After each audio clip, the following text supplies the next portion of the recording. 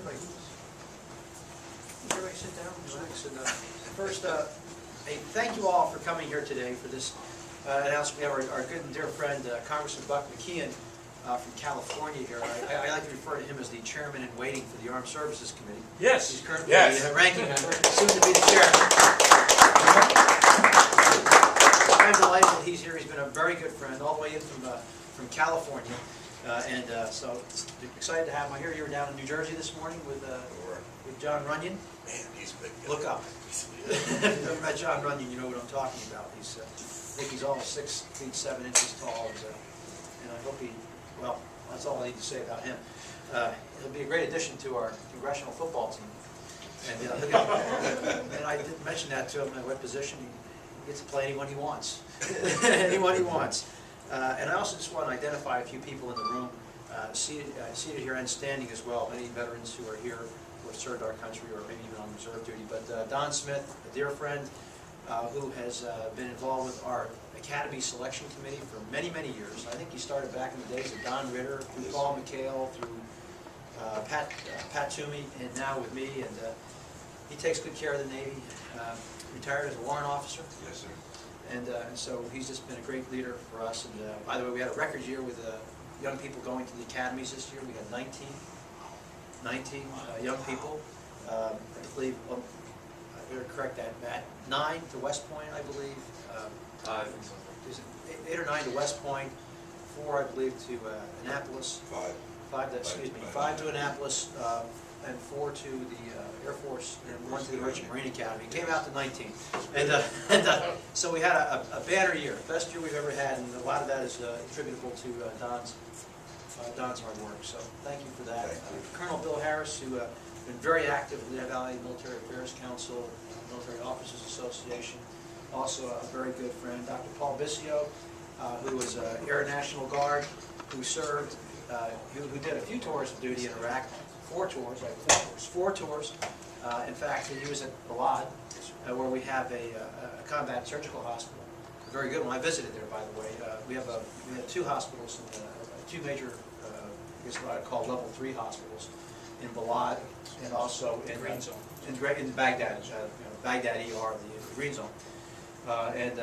So I had the opportunity to visit both those facilities while there. Admiral Dave Kunkel from the Coast Guard, who retired just 2 years ago, and the Coast Guard, of course, is our nation's first responders. And so he's back to Allentown.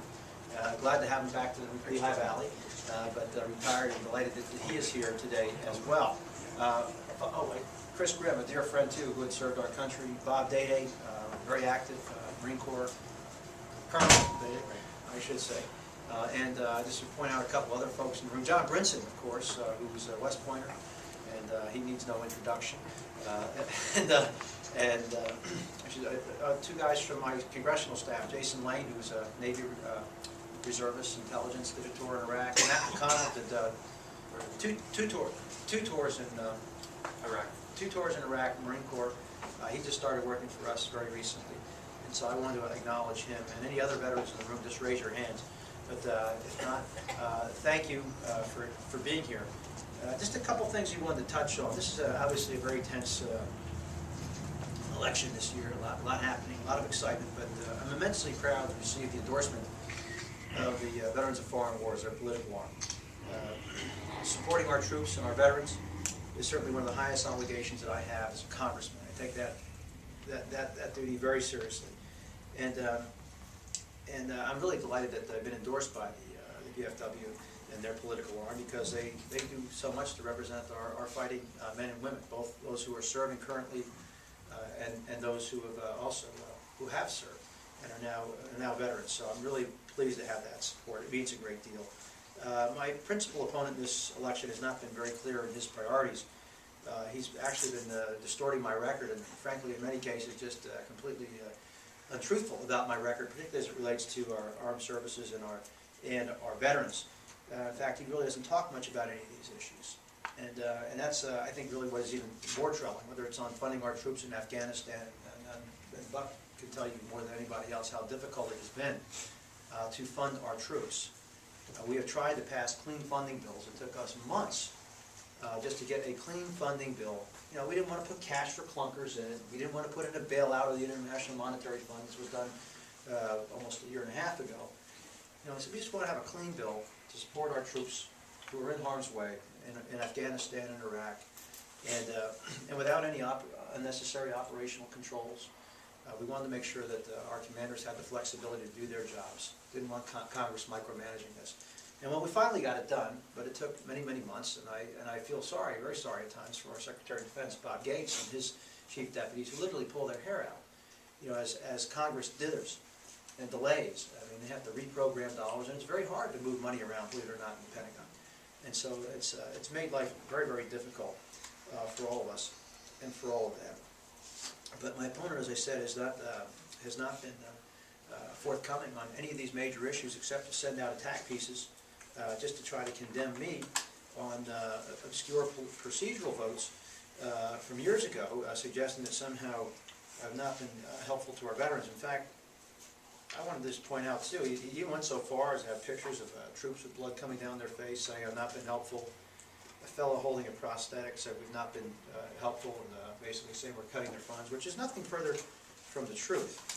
You know, actually, since I've been in Congress, funding for veterans' health has gone up by more than 64%, and I voted for every one of the Veterans Affairs and Military Construction appropriations bills, the appropriations bills that fund our veterans, everyone.